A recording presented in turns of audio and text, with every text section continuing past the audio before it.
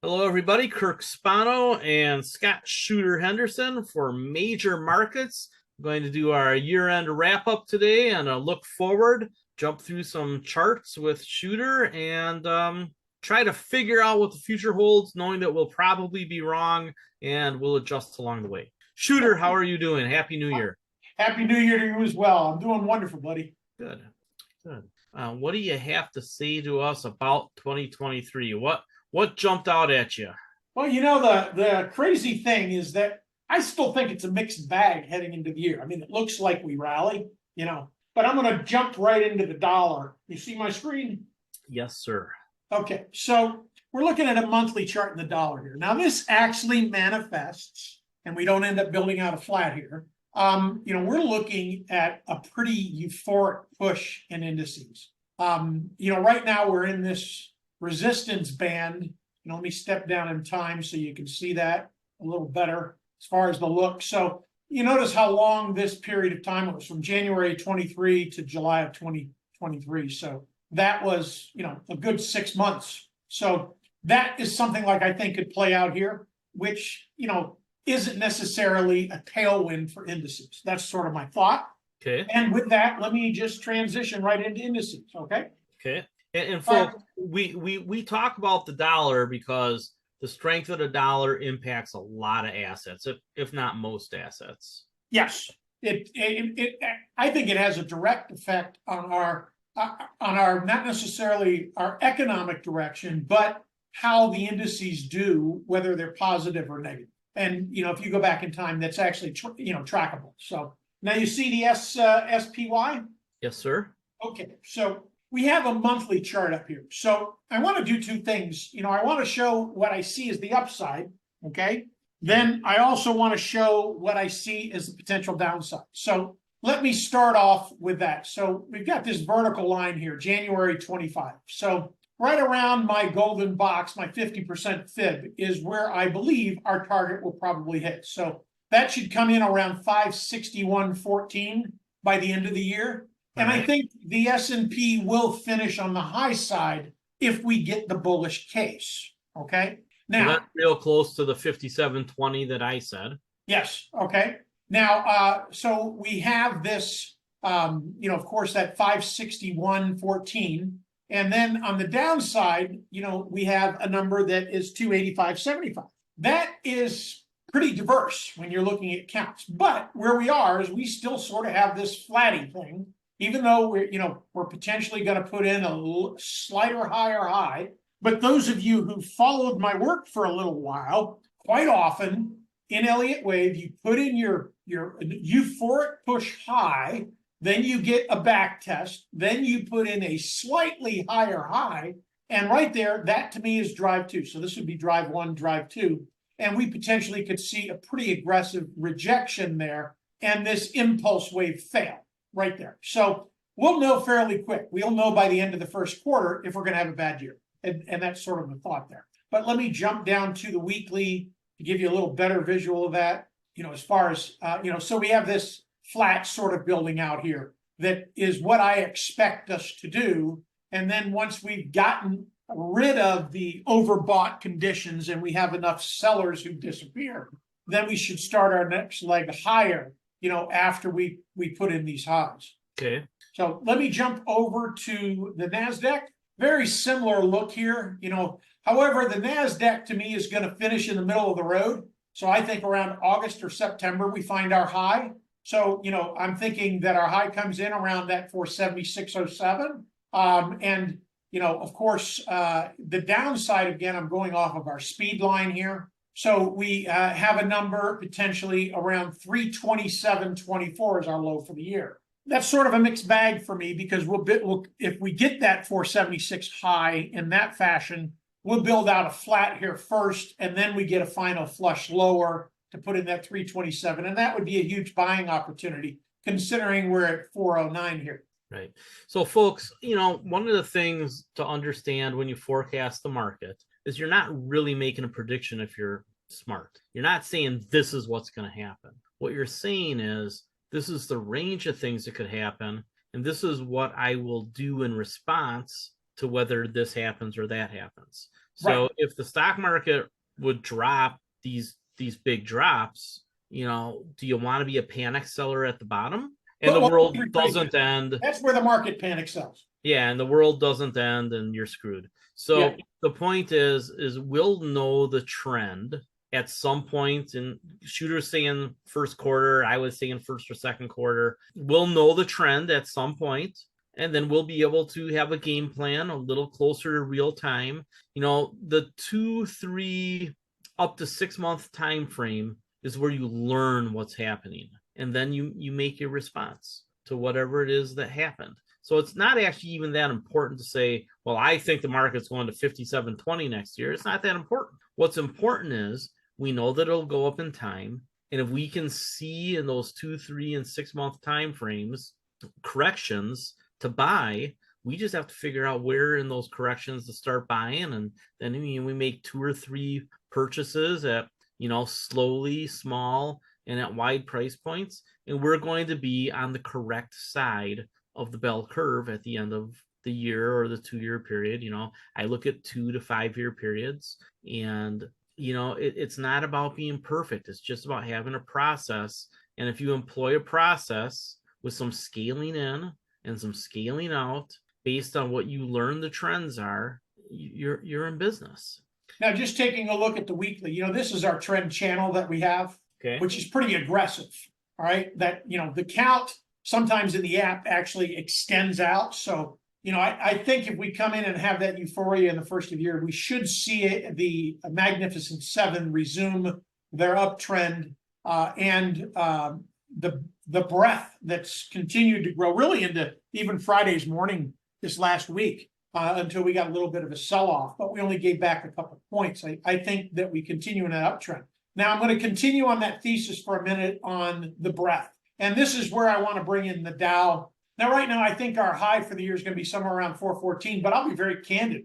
The way this euphoria looks in this tape here, it could be pretty aggressive to the upside. That is, a challenging part from an analysis here because, we lagged most of the year here. But one thing in bringing in a bell curve to a count, we're going to come in somewhere. I mean, we could come in as high as 466 on the Dow, just implementing that visual to the count. So let me drill down to the weekly for a second there to give you a better visual. I think there's much more euphoria here in the Dow because I think that breadth continues to expand as more capital comes off the sidelines, because just like, Kirk's pumping the small caps because there's more upside, and, there's more upside in the Dow at the moment than the Magnificent Seven until we get all that additional capital in and it really redrives it. Does that make sense, Kirk? Yeah, and I think there's some logic. I'm not a big diamond guy, but,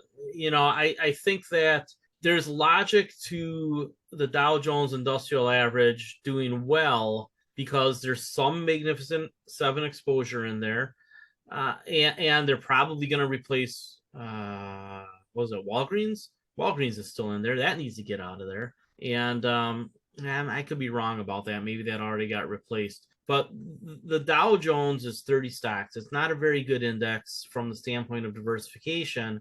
But if money is flowing into mega caps, which, when money goes into the S&P 500, it's largely going into the mega caps, and Dow is mainly mega caps. It's a pretty good mega cap index if you just think money is getting poured in and mostly going to the biggest companies. Yeah.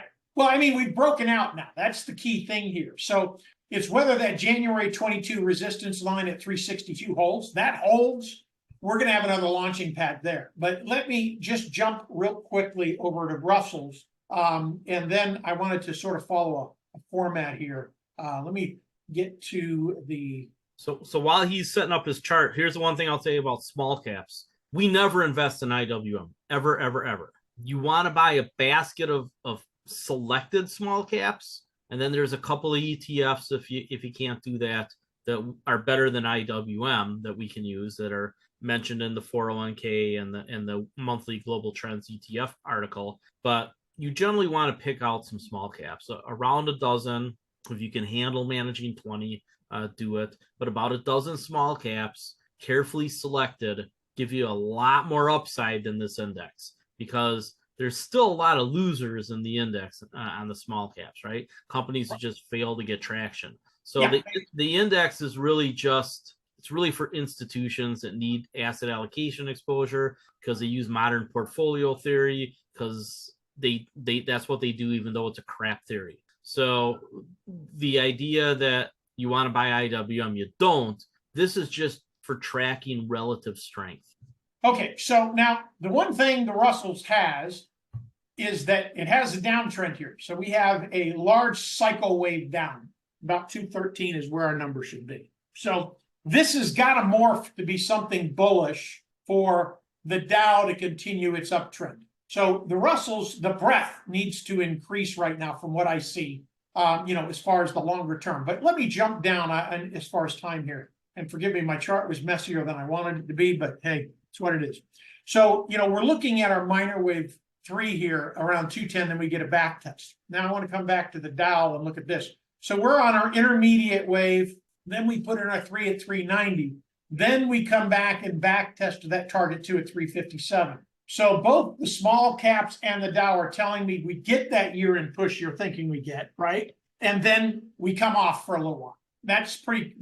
And I think that's going to be in the first quarter, just with, just looking at a weekly chart here. What do we got? 1, 2, 3, 4, maybe 5, 6 weeks out. All right. Now, what I wanted to do was also drive down really quick on the daily in the NASDAQ, because there's a box. I know everybody wants to, know, hey, what are we doing the first couple of weeks of the year? Should I catch this? So I think our range in the NASDAQ is going to be somewhere where between that 429 and that 394. The challenging part is that first dip. The NASDAQ says we enter the year and we get a turn down to that 394. So that's your next entry long. However, we break above that 412.92, then we're going to probably get a push. And this is where the mixed bag comes in for me. I started the conversation with today. And now I wanted to jump down to the SPY and do the same thing. Because when you're looking internally, now we have a nice flat developing here on the SPY. I don't think the SPY comes up. I think the SPY pushes to that 479. Then we get that intermediate wave 4 back down to about 473. And then we put that target one in around that primary wave 3 at around 45. Then we get a little bit more of a back test. So it would be the Dow, the Russells, and then the NASDAQ, or actually, excuse me, let me phrase that. It'd be the NASDAQ, the Russells, then the Dow, as far as how they would come off. And they should be at different periods. So that's going to put a little bit of a headwind on the indices as far as I can see. Okay. So makes sense? Yep. And here's something for people to think about. So in years where January is positive, the stock market ends up being positive like 85% of the time. Yep. So I would say that January has about 85% chance of being likely to be positive, in my opinion. And that means that the year will be strong. That doesn't mean that there won't be a dive somewhere in the middle. Shooter shows it here. I've described it in my other webinars and articles. You probably get a strong January effect. It's something that you can probably trim into or sell covered calls on. And, then you want to back up the truck when you get the dip. Because if they push a $500 billion into the economy to bail out the banks from the commercial real estate problem, the mini crisis, then we're off to the races. So I just love the way this looks, because it really does fit in with what the true narrative of 2024 is going to be, which is generally strong earnings because of AI and more liquidity because we have to get through a mini crisis with the banks and the real estate. And then imagine what happens after that, after all that real estate changes hands and it's all funded to be rebuilt and redeveloped. I mean, boy, oh boy, folks, I really think things look good for the next 5-6 years until we get a boomer retirement crisis or the aliens invade. Let's hope that doesn't ever happen.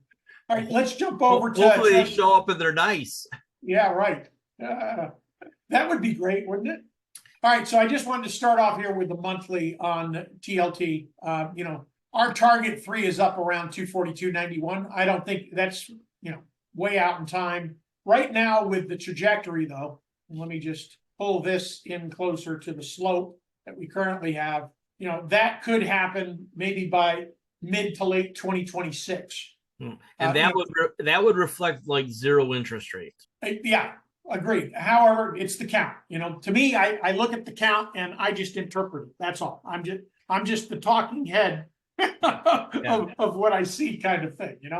So what I'm pointing out to people is that there are limitations on how high and low TLT can go. I guess really there's more of a limitation on how high it can go. I mean, I guess it could go to zero, but on the top side, it's constrained by the idea that interest rates can't go below zero, which I guess we know isn't true. They can go negative a little bit. Yeah, well, the current breadth that we have, is what? Basically a 35-point range right here in the breadth in the Bollinger Bands. Yeah. If we come back and look at our prior highs, you see how the breadth here, this would be a little broader than that likely.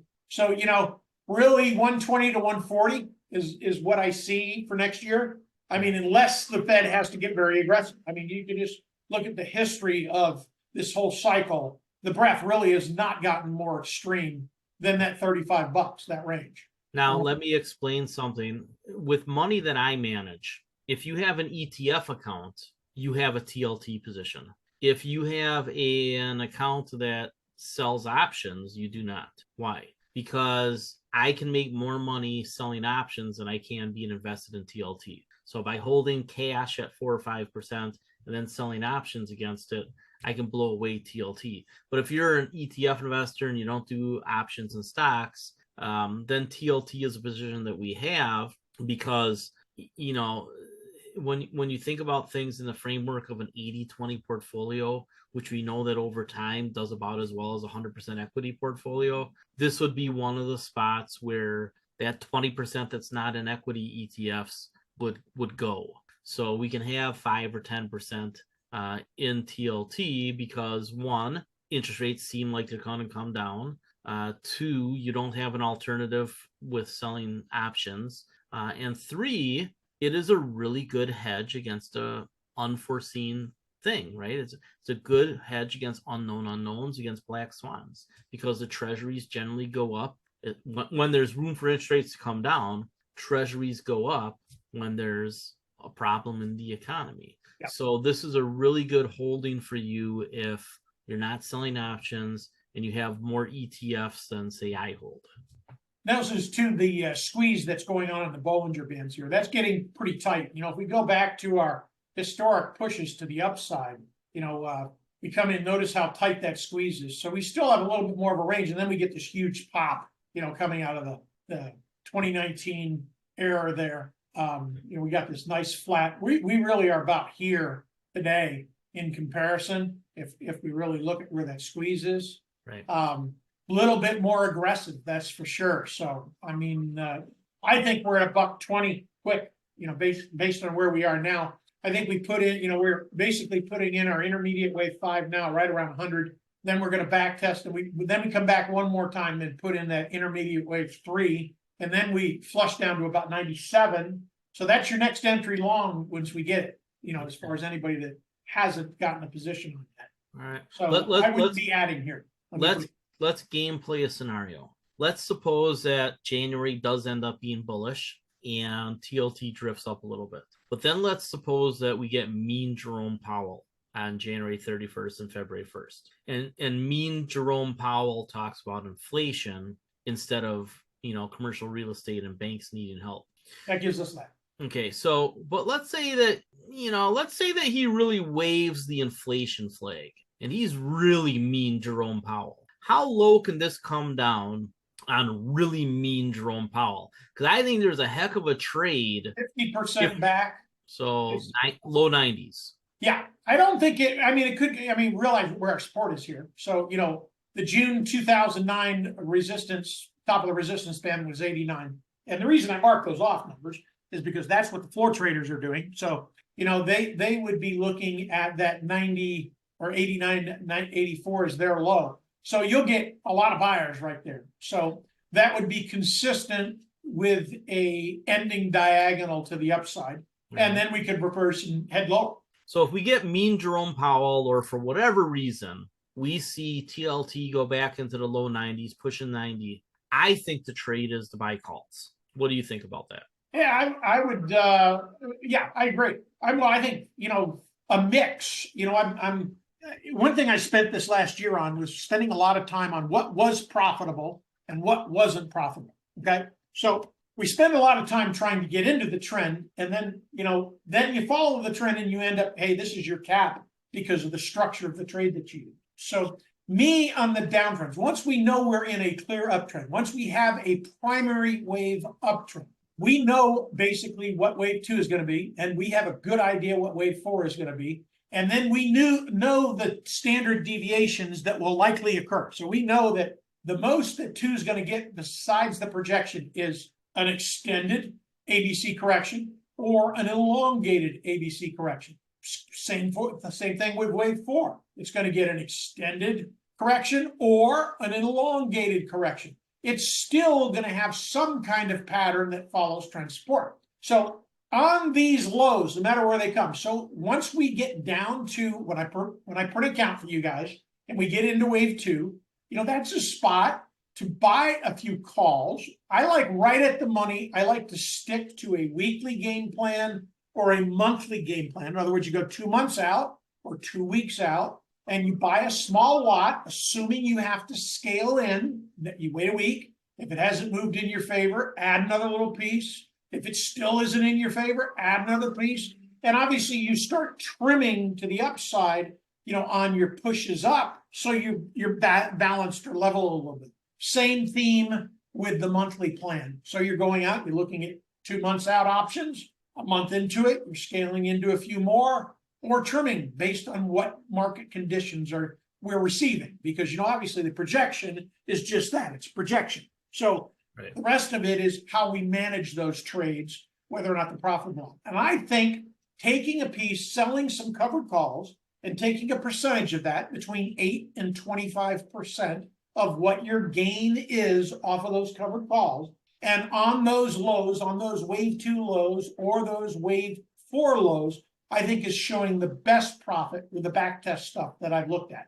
The average yield should be between 25 and 35% on those calls, but it really steps up the total gain versus just selling the covered calls. I mean, the cash secured puts, excuse me. Does that make sense? It does make sense. And so for folks, that is Shooter's approach. It's more tradey than I would do it, but we have different ways of looking at it. We both make money. And I would tell folks that, look, do things the way that you are most comfortable with based on what you understand. And it really comes down to understanding, not feeling. It comes down to what do you understand best? Because what you understand best will typically be where you perform best. So this is Shooter's approach to trading in a shorter time frame. Now, the way that I would handle it would be a little different. I would be looking for an opportunity to buy calls down near 90, because I think that the Fed has to loosen up if we get a pullback. And I'm looking more to do it in the Paul Tudor Jones style of buying the pivot. So I would look for the pivot on that trade, and I would cut my losses quickly if it didn't bounce, but I would buy the calls, and then I would be looking for challenging the new highs, getting up to resistance again before I even trimmed anything. Now, you saw me do that with the Metas. With the Metas, we loaded up on calls in May, and come July and August, I put a couple posts in the chat room. Hey, I'm trimming a little here, I'm trimming a little here, I'm trimming a little there. I trimmed 3 times. Now, I still have a big hunk of those calls, and if they end up being worthless, well, so be it. I already made money. It's already a free trade, but I do think, we'll see what happens. I should have sold more in hindsight, and I never have enough. Lesson learned, right? Yeah, lesson learned, right? It's never going to be perfect, but I would be looking more for the pivot point on the bottom, right, and then challenging the resistance. I wouldn't sell anything really unless it started to move against me all the way up to the resistance, which is around 97. Is that 90? Yeah. So I would look for that first resistance to take profits. I wouldn't do it as systematically as Shooter described. I would look for the resistance level. I would take my profits, I'd lock in a profitable position, and then I'd let the rest ride. Great. Sounds like a plan. You know, yeah, the way I look at it this way, there's 1,000 ways to skin a cat. There is, and that's the point I was making is, folks, do you do you. Yeah. You know, we're giving you information. We're telling you 2 different ways or 3 different ways usually to do these trades. Some of them are longer time frame. Some of them are more systematic. You know, Shooter's more on the systematic side. I'm more looking for the catalysts and the bigger resistance and support levels. You know, I don't want to trade every day. And hey, you know, if you guys have a question, gals, you know, throw it in chat and ask me. I'll give you my 2 cents based on what you're thinking. I think that's the easiest way to approach it, because I understand each of you have different comfort zones. And that's something I really want to try and focus on, is helping each of you increase your gains within your own mindset. Does that make sense? Yep, absolutely. Perfect. Let's jump to crypto. Bitcoin. All right, so I'm seeing 91,712. Really not. I mean, it's pretty quick here. It says the end of January 2023, right? That can't be there. So the bell curve though out here, I've got about 89.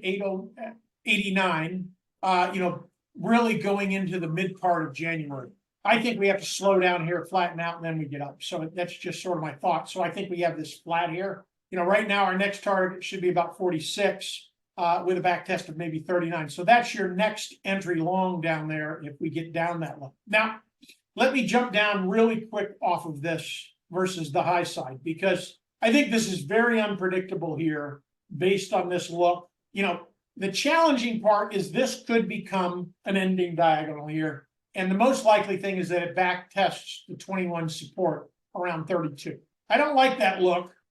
Because historically, Bitcoin likes to do that. You know, each time it pushes, you know, what does it do? It gives half of it back, pushes, gives half of it back, pushes, gives half of it back, pushed and give half back. So we're looking at this leg. So this leg push, half back happens to be right there at 32. So from a visual standpoint, it's not going to invalidate the upside. I just think there's a big chance of a sell the news event when we get these Bitcoin ETFs approved in the market. And that's just my 2 cents. Which is why in the last webinar, I told somebody who asked a question, I said, look, buy Bitcoin. And then if you get a pullback after the ETFs are announced, buy more Bitcoin. Yeah. Because here's what I know about technology and about human psychology. First of all, technology, go fast and break things. Bitcoin is a go fast and break things sort of investment. Number 2, human psychology is that the FOMO really won't come in probably until next year. So you're going to see, I think, a pretty good year in Bitcoin. I think it probably doubles, and then people will start buying it, right? So next January, people are going to go, I was only up 17% and Bitcoin was up 100%, and then they're going to start buying Bitcoin because we get FOMO. So I think the FOMO rally in Bitcoin is probably the first half of next year, 2025, and that's after it doubles between now and then. So, you know, I have said all along that I think Bitcoin is heading way over 100 grand, and I, on my napkin, I can't figure out how Bitcoin doesn't get into the 300,000s. Seriously, I think it's going to 300,000 something. If it doesn't happen by 2025, it'll still happen. Yeah. So I'm thinking that rally happens in January or February. I think 46,712 is where we get maybe. We need a lot of money coming in, a lot of money. Okay, there've been a lot of coins shift to the exchanges. You know, just looking at the internal stuff. You know, it looks to me like some of the whales, this miner. You know, because realize the miners have. I posted it in the public chat actually.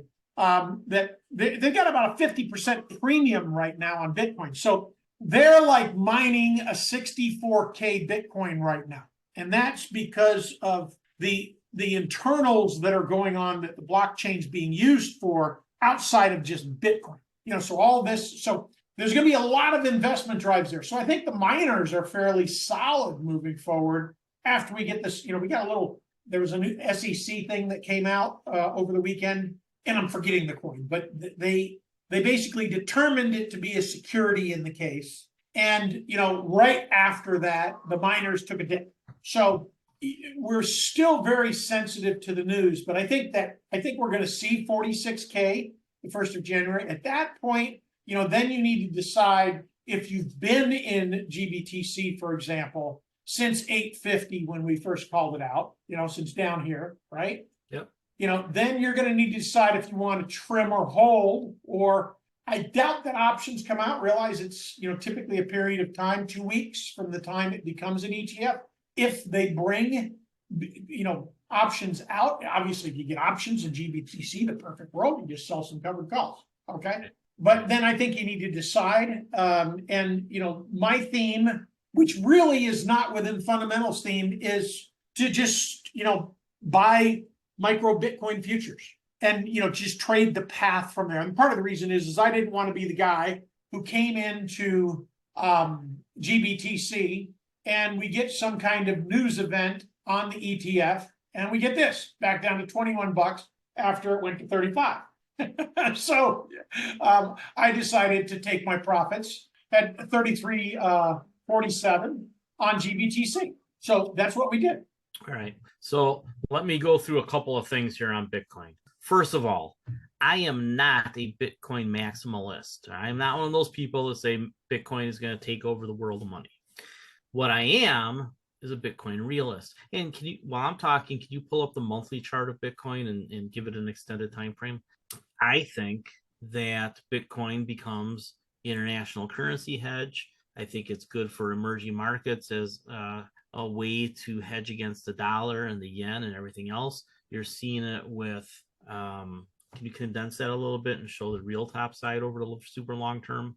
And, you're seeing it already play out with Argentina, and you saw it in Ecuador and El Salvador, and it's happening in Africa. So yeah, show a super long-term super cycle on Bitcoin. Well, this would be what I refer to as an elongated ABC pattern, which is what ultimately we're in. So, our initial target is here, another 50% is extended, elongated is up here, roughly around 180. Can you show what it would look like over, well, okay. So that's just, yeah, I've seen another chart that you did where Bitcoin was like a zillion or something. But so what happened here in the last couple of weeks? And this is important to understand because it goes to the development of the Bitcoin market. First off, you had the Bitcoin miners sell about 3,000 Bitcoin in the last week. And it probably was a little bit more. That's just what we can track. So why did the Bitcoin miners sell 3,000 Bitcoin? Well, basically, they just funded themselves for a very, very long time. Yep. And they know that the price they're getting to handle transactions is going to come down, right? Because it spiked and it's going to come down, and they know this. So those stocks, obviously, I think the backup plan for all those stocks is to produce energy because they're almost all using solar or geothermal or hydro.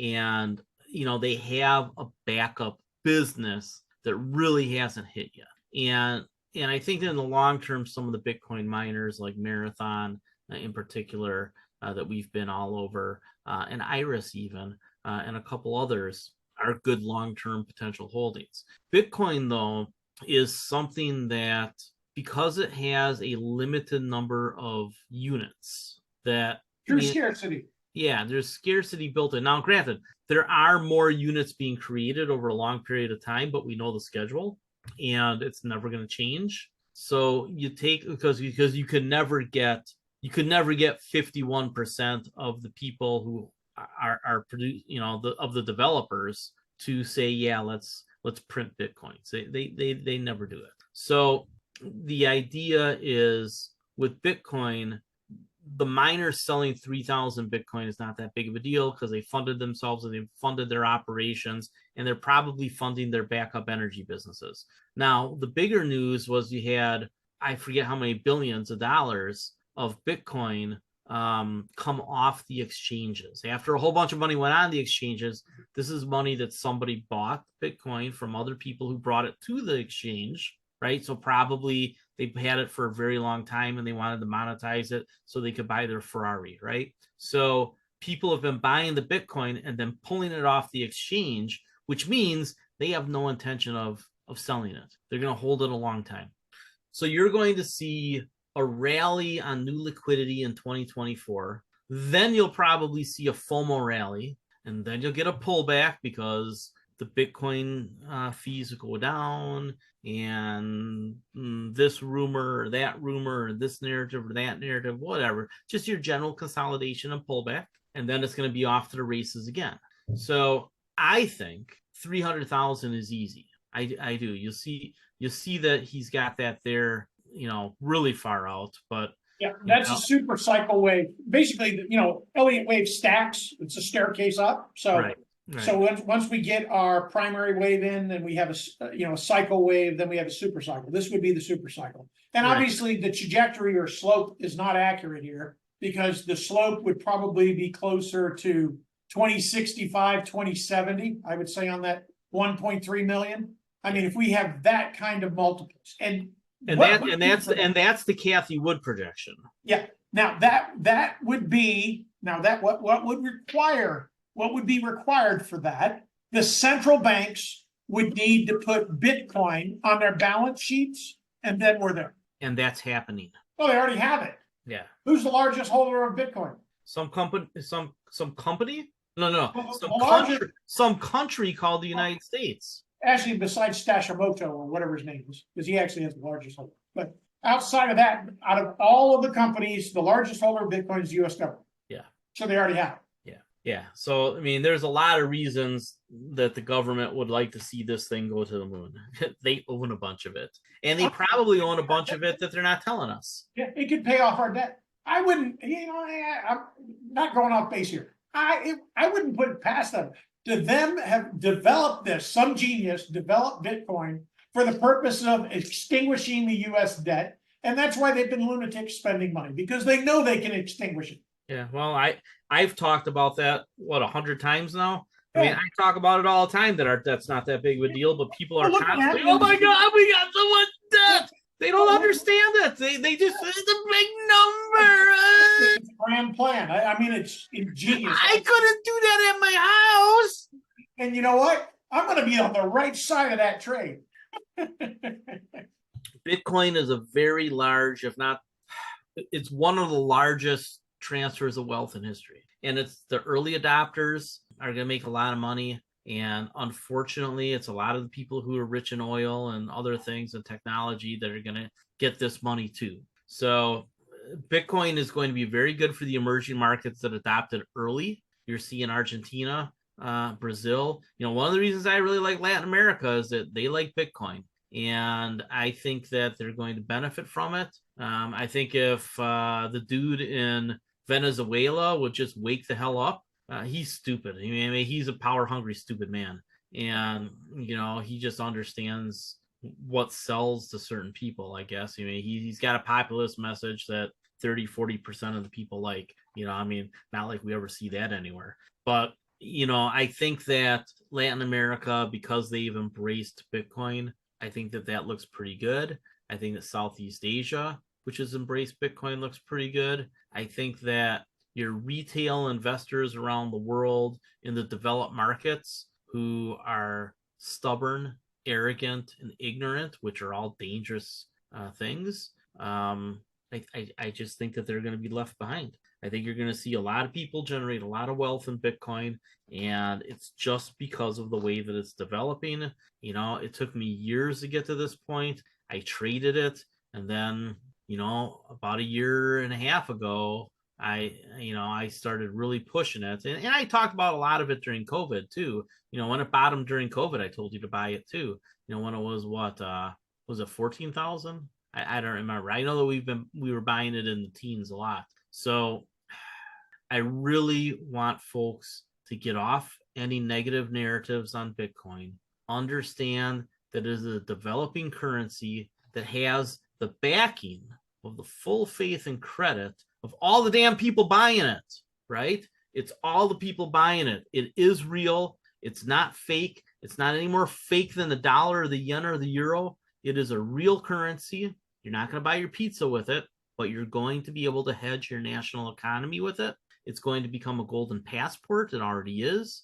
You know, the criminals use it, so you know you've got that going for it. There's really nothing to say about Bitcoin other than it won. Truthfully, if the dollar had the true scarcity that Bitcoin has, every single American right now would be a trillionaire, because the multiplying factor is just, you know, is unbelievable. I mean, and that's why I'm a dollar bull, because I think that's coming too. I think the world is in the process of dollarizing and Bitcoinizing.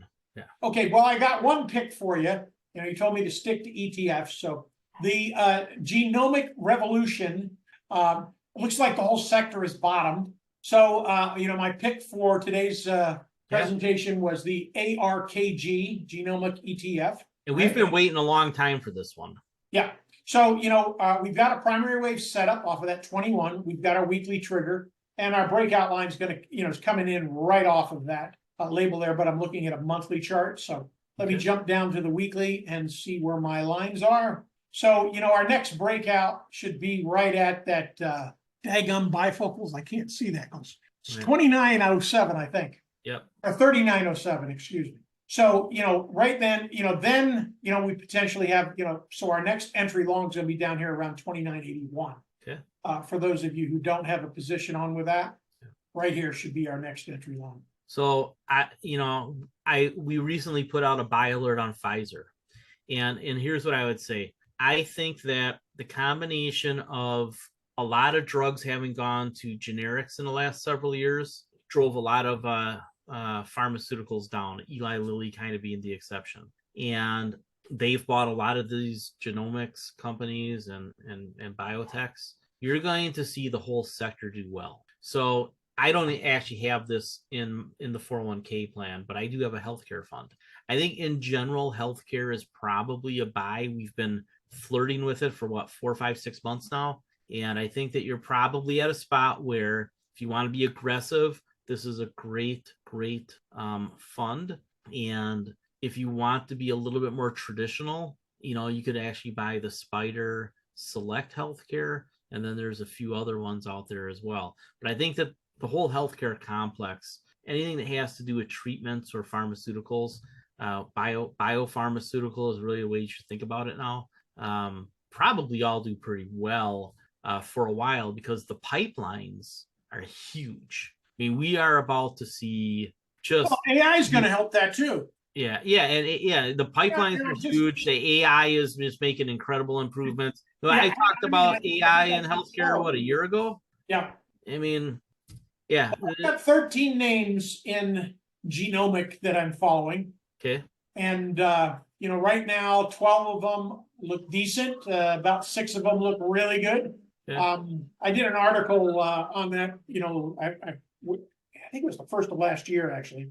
And, you know, I'm going to try and update that and put the new charts in there here, you know, out in the first 6 weeks of the year. See if we can get that out to everybody. Right. So, you know, stay tuned for that, because there's, and then we'll post, you know, any of the ETF information in the Global Trend ETF, and then the individual charts in the Rare chat as well. So it looks like 2981 is so it gets under 30. This is add to it. Yeah. Okay. Well, it's still in a buy zone for me. I mean, because I don't, you know, when you have this euphoria, even though the count may reflect that we get that 2981, there's, you know, when that euphoria comes in, you know, which, I mean, come on, we saw it in the Bitcoin miners. I mean, how quick did they move when that euphoria started? That's one thing you can't. One lesson that I learned this year is that when that bell curve starts, it doesn't usually break down. You're there, you missed it, you know, and that's one of the challenging parts, you know, looking at this bell curve.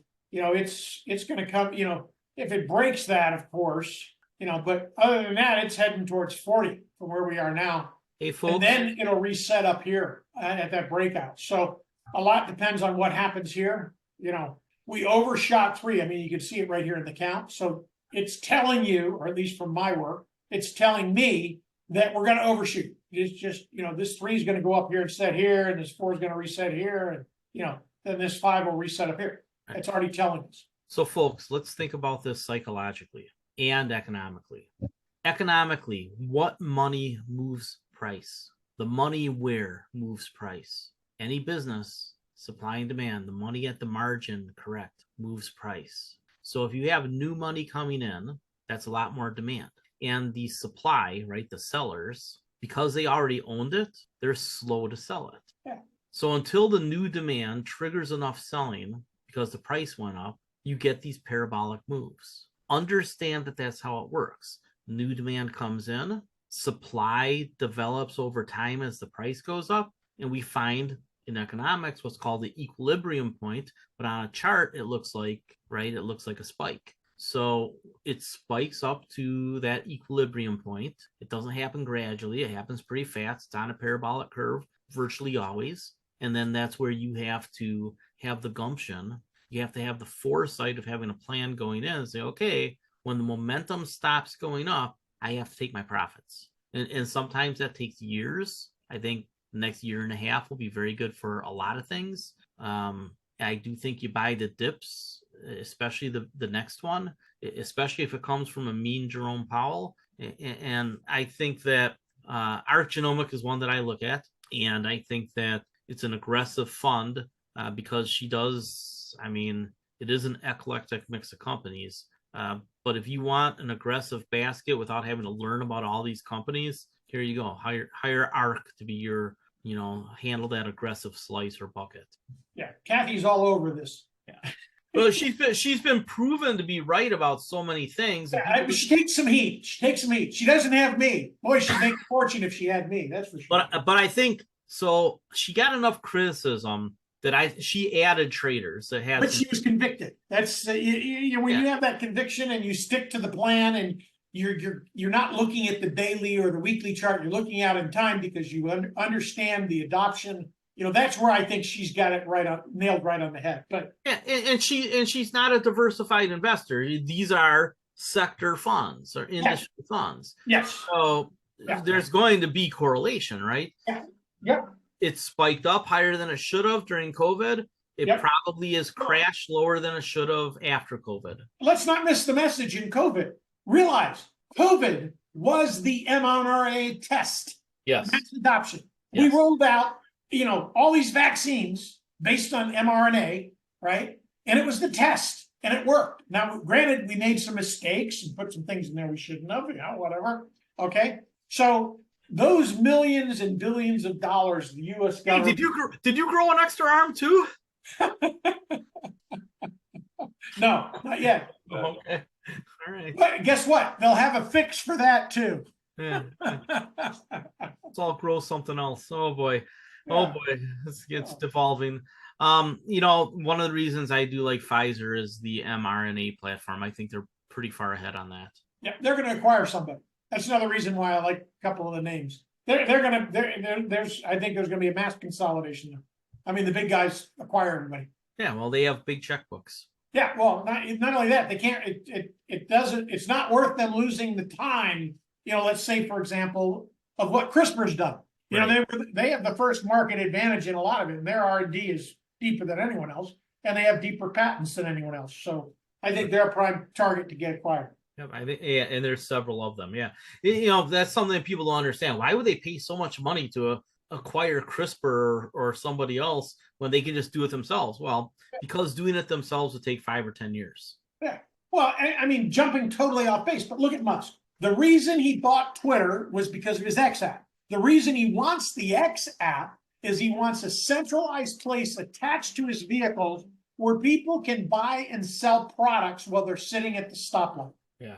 So ultimately, I mean, how many years would it have taken him to develop that?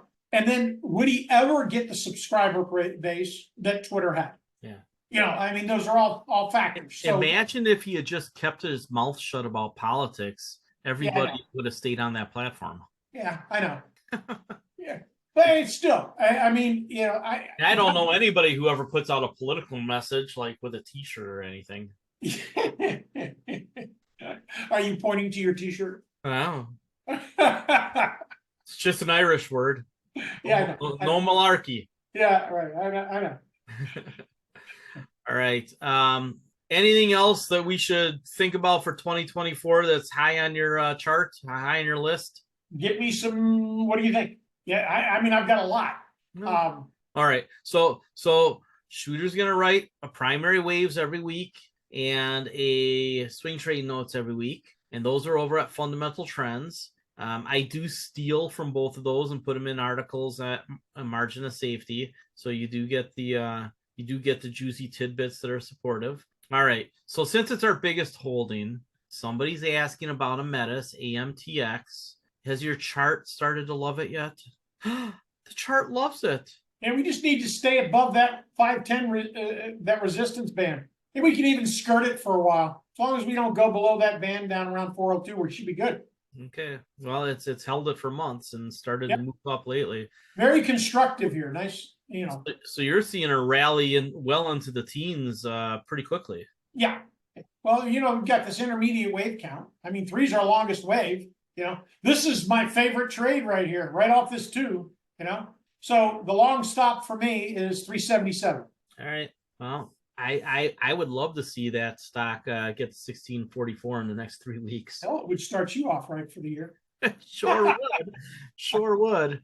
All right. Yeah, I think, folks, you know, we got a little pullback the last couple days of the year and a ton of micro caps and small caps that people took profits on. I think you have literally hours on Tuesday to get into some of them, because I do think I would be pretty shocked if we don't get a very big rally in January. So we'll see. I'm looking for dips, that's for sure. I'm really chasing the NASDAQ. I want to, it's got a huge range, you know. I think it's going to have some good swing trades in there. So we're going to be stalking the heck out of that. And a number of other names. I'm still working. I'm not caught up yet. I won't probably be caught up until Tuesday or Wednesday, actually, because I've got so many charts I need to look at still. So expect some updates in chat, that's for sure. You know, as I see stuff that looks really constructive and has some solid setups, because that's what we're going to focus on.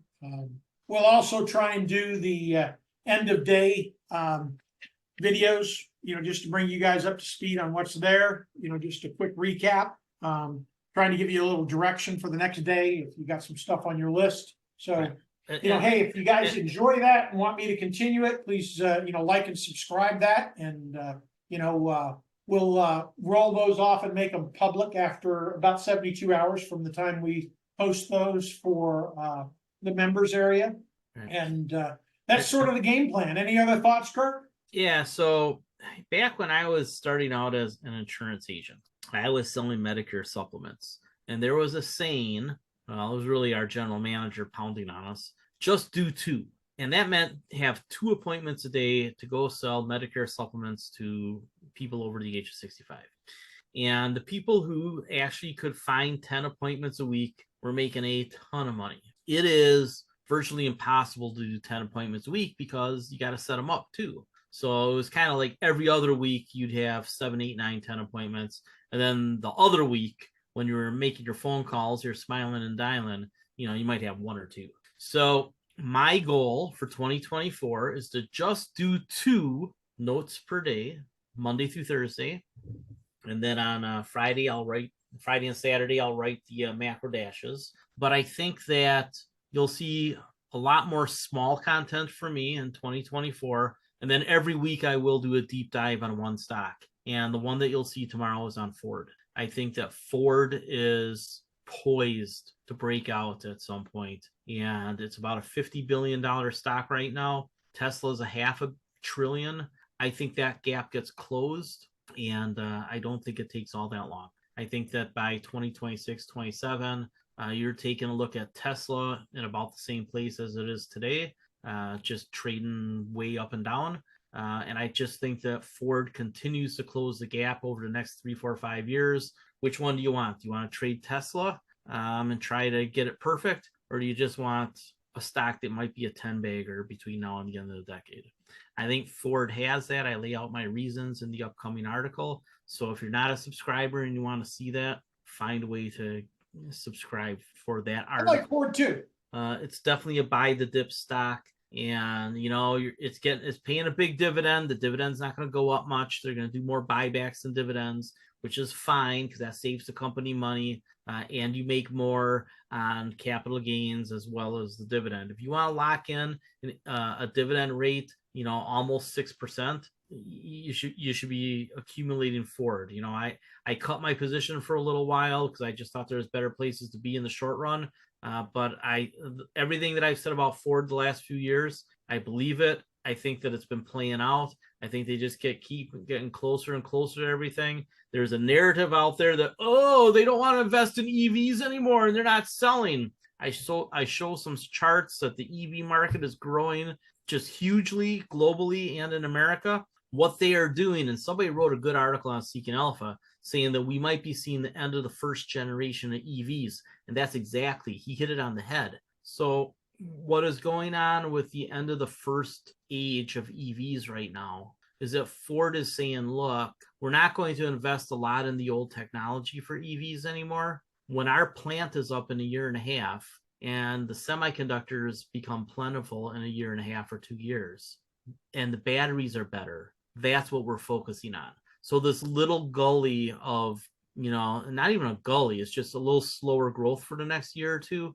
It's just setting up, right? It's pulling the rubber band back. So they're finishing up with the first generation of EVs, and they're preparing for the launch of the second generation of EVs in 25, 26, 27. So the narrative out there, the trader narrative out there is negative because they want to say, oh, look, they're not investing as much in EVs and they're pulling back and blah, blah, blah. It's bullshit. It's a bullshit fucking argument. So understand that the traders are talking their book. You have motivated interests in oil that are always talking down EVs and alternative energy. You are going to get a huge opportunity in Ford. If you can get Ford under $10 and you don't load up, shame on you for not paying attention and buying into some trader narrative.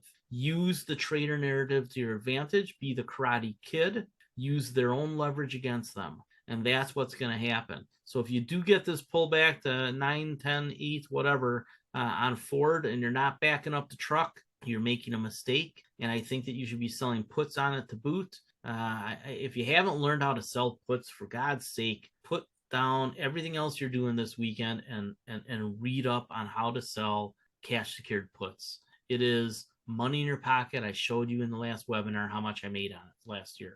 So anyway, Ford, I would say that Ford is my top dividend stock for the rest of the decade. How's that? Good call. All right, everybody, Happy New Year. Shooter, Happy New Year. And we'll be back. Fantastic job, buddy. Happy New Year, everybody, as well. Until next time, folks. Yeah, take care.